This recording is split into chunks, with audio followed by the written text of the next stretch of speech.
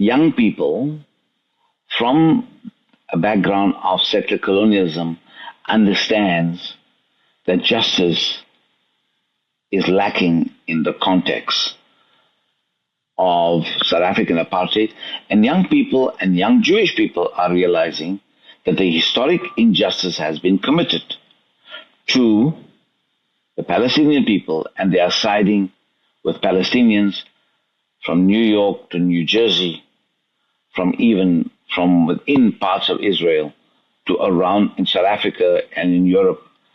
Young Jewish people are standing up. So I'm talking about the rotting cadaver of settler colonialism.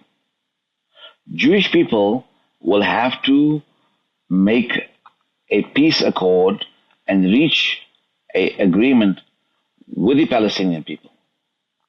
But Zionism is the root ideology of the colonial project, which is to rob people of their land and claim that this is theirs based on some understanding and some fantasy that they have invented that says that this land is theirs. This land is theirs to Jewish people. There are Jewish people who lived in Palestine for centuries. For centuries. But it is unclear how people born in Europe can claim title in Palestine. People who are Russian, people who are Polish, people who are Czech, people who are German and French, American, South African, who claim that they have some title to land in Palestine. This is madness dressed up. This is madness dressed up in the language of law. Okay? And until we're not going to call this out and not say this very explicitly, we are not going to be able to make our case. Now, it's the political entity that I'm talking about. The political entity is the very bedrock of this violence and this genocidal practice. That is not genocide. Didn't begin after October 7, the Israeli response. There's been high and low levels of genocide continuing in Palestine. Only this time around, the world could see it on their handheld devices. Mm-hmm. And this is despite the fact. Why do you think 200 Palestinian journalists have been killed? Because Israel does not want the world to see this. Mm-hmm. 200. Never, ever in wars in recent times has so many journalists been killed, because they do not want these messages to get out. A couple of days ago, even the New York Times had to write an editorial that it is unacceptable that the world's media is not allowed to visit Gaza. Okay? So I think when I say that, and Rumi basically says, because what this did is expose the poisonous ideology that Zionism is and settler colonialism is, what this episode after October 7 showed. But Palestinians knew this from before. The world has just now seen it on the scale that no one of good conscience can tolerate and accept. Okay? Except for those people who are in the payroll in the US Congress and large sectors of the US political leadership, Republican or Democrat, who are still supporting this injustice. And they are not coming close to the question of justice. So we are in a very bad situation. The only way that this can proceed is for the Palestinian people to speak for themselves. They will act for themselves. We are there to give them solidarity. And I think a good segment of the world standing now behind the Palestinian people, even people in Europe and people in North America. But governments are in a different place because they are so committed to the survival of an unjust state. But is there a future for Jewish people if the Palestinian people come to terms with it? Absolutely. Absolutely. In fact, I should tell you a small anecdote, not an anecdote, is an event. So since South Africans leadership and the ANC came to a peace agreement, I was very much in favor of Palestinians also making a peace agreement, okay? South African style. And I remember very much on the evening of several days after our elections on April 27, 1994, several days later, the president of South Africa was installed, Nelson Mandela, and I was the only reporter for Middle East Broadcasting Corporation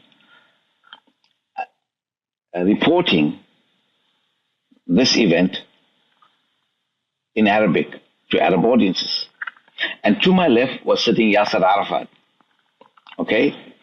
And I go home after the inauguration, and I call my friend Edward Said, the great Palestinian professor, and I said, we have our democracy. Why aren't you guys also negotiating? Okay? And Said never forgave me for that. And rightly so, because he was right and I was wrong, that the negotiations that the Palestinians did in good faith was completely betrayed by the world community and by Israel. It was just a way of stalling and never ever intended to give Palestinians their full right. They kept on coming up with excuses. If you are really determined, you would make the deal. The only objection and criticism I have of Arafat, he should have never made peace without having a complete transfer of power. If there was going to be a two-state solution, if that it could, this first step, second step, third step is a way of delaying, which means never. Okay, and that was the first mistake, and his innocence. And Edward Said was right. He kept on reminding me years later. Remember, you told me that we should negotiate. Look at what this negotiation and see what negotiation with the Zionist entity has resulted in. More than 65,000 Palestinians killed in Gaza. Possibly numbers are going up to 177,000, even higher. We do not know what's under the rubble, and the destruction of the West Bank and so on. This is an atrocity of a massive scale. No human being can sleep at night. I would be honest with you. There's many a night that I go to sleep and I think that there are many people sleeping without cover. A morsel of food becomes morally problematic when you think of people dying of famine in Gaza, in Sudan and other places, right? And the problem is, Sudan, you can send money and so on. You are not even allowed to stake the food there. This is the problem. This is a deliberate deprivation. This is not a war crime. This is beyond a war crime. This is genocidal. Some people have spoken on social media to say that, the Nazis at least gave you food. The Nazis didn't deprive you of food. Not that we want to paint the Nazis in any glorified terms. That was evil, incarnate, evil incarnate. And what was done to the Jewish people is evil. And as I wrote in the piece that you referred to, that, Muhammad Assad, who was Leopold Weiss, who converted to Islam in the early part of the 20th century, he meets Chaim Weizmann, and he asks him about, you want to establish a Jewish state here, but what about the Arabs? And Weizmann tells him, well, after some time, the Arabs will not be a problem. That's number one. The other interesting thing, so it's a very, very powerful interaction that I narrated in that essay of how Weizmann and Assad talks. And Weizmann already prefigures the elimination of the Palestinian. He prefigures it in that. That was my commentary. The other part that was not in that article, and Muhammad Assad's son, Talal Assad, reminded me of this in a conversation recently,